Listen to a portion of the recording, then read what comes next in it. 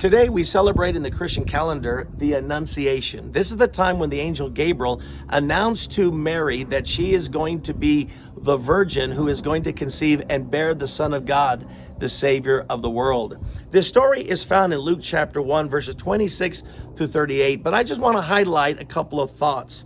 Verse 28, it says, the angel went to her and said, "Greetings, you who are highly favored, the Lord is with you." We must never forget that Mary was chosen by God before the foundation of the world to be the one and only woman who would give birth to the Son of God. And she is important in Christian theology. Some people think because I'm not a Roman Catholic that somehow I downplay the role of Mary. No, I do not. I'm aware that many Protestants do try to downplay her role. I do not think it's wise to do so. See, when I look at Mary, I recognize that she is mentioned as the first person that is mentioned along with Jesus in Genesis 3, when God said the seed of the woman would crush the serpent's head. So Jesus is mentioned and Mary is mentioned, for she's the woman. So right from the beginning, God ties together Mary and Jesus as the ones who would come and bring salvation to the world.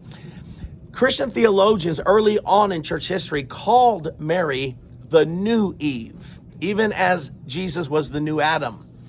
And the way they got this is the original sin came through Eve.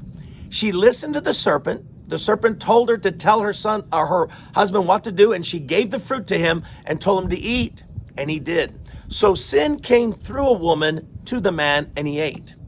So what do we find is in order to bring salvation, salvation came through a woman first before the Son of God is born.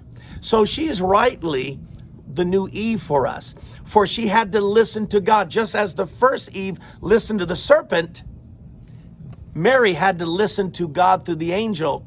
And when she listened to the angel, she said, "May it be to me as you've done." In other words, she believed God even as the first Eve believed the devil.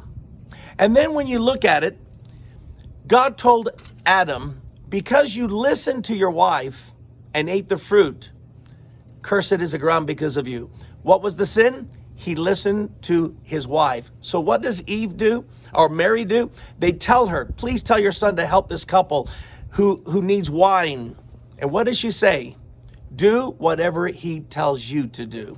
She doesn't do what Eve did. She doesn't order her son to turn water into wine, for that would have been the original sin. Instead, she says, listen to him. And so in this story, we see how important Eve is regarding our salvation, or in the case of Eve, Mary.